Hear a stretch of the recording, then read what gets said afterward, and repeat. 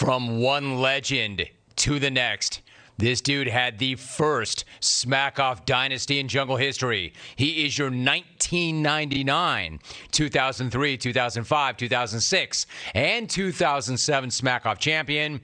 He has been a giant problem for the rest of the field since he reappeared after a 12-year hiatus in 2019. Today, he is looking to pull back even with the BIC, with 6 straps. He is appearing in his 14th Smackoff. It is the Cablinasian himself. It is Shawnee. Shawnee, it's great to have you back. How are you? Happy day after Dong Day, Jim. How are you? Great, man. Great.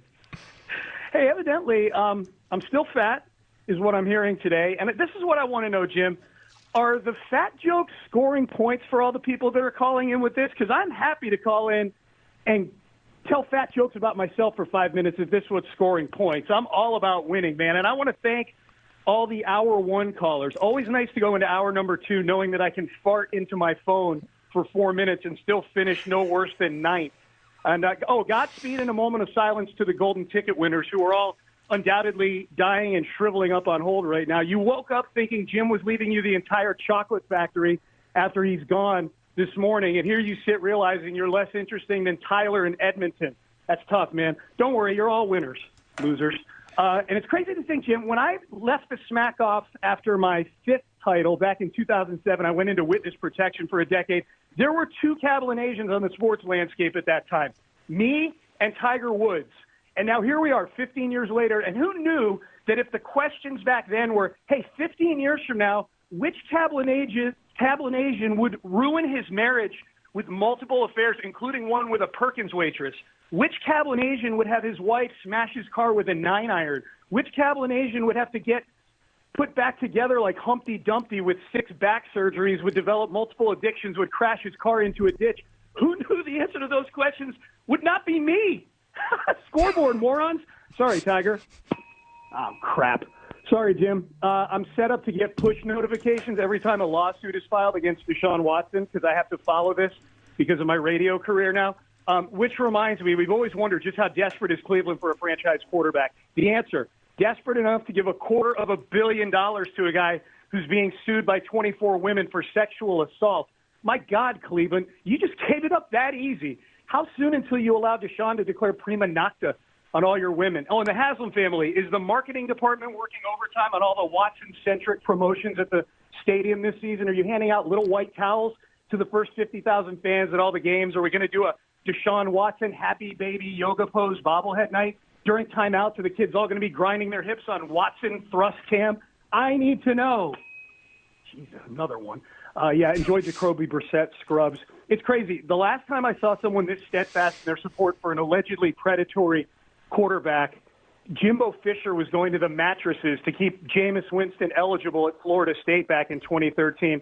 And Jameis returned that favor by promptly groping an Uber driver once he got into the NFL. Jimbo's a beauty. I like how he props himself up as this moral compass of college football these days, Jim, pointing the finger at Nick Saban when you know full well old Jimbo probably has NIL deals lined up for J.J. Watt's unborn kid and Arch Manning's sperm. It's an insult to our staff and our coaches to say we bought Arch Manning's sperm. It's despicable. It's preposterous. Sliced bread. You hear me, sliced bread? Hey, sliced bread. Despicable sliced bread. It never stops. Okay, moving along.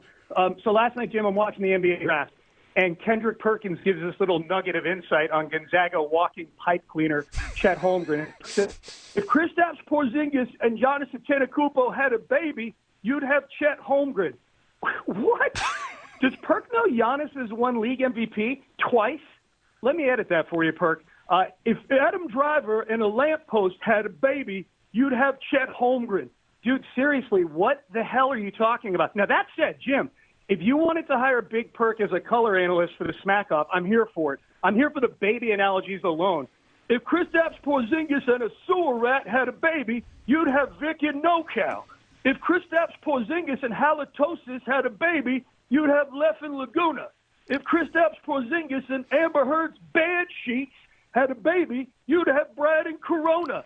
It really works for any of these people I'm competing with today, Jim, and I'm glad it does because that is the extent of the research I care to do on any of you. When I woke up this morning to evaluate my approach today, I thought to myself, Sean, why not do what worked for you 5 times?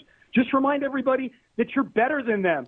And I pray that's what I've done for the last 4 minutes, because I could blindly go at Brad or Left or any of the 7 Ricks and Marks and Bobs or whatever in this event. But the fact of the matter is this: 99% of you fall into one of 2 buckets. You're either an obese, sweaty hump drunkenly rocking a jersey of some player that wouldn't pee on you if you were engulfed in flames laying right at his feet, or you're a suburban dad whose wife has already spent the $5,000 you thought you were winning today, and you're going to take your frustrations out on some poor kid refereeing your 8-year-old soccer game this weekend.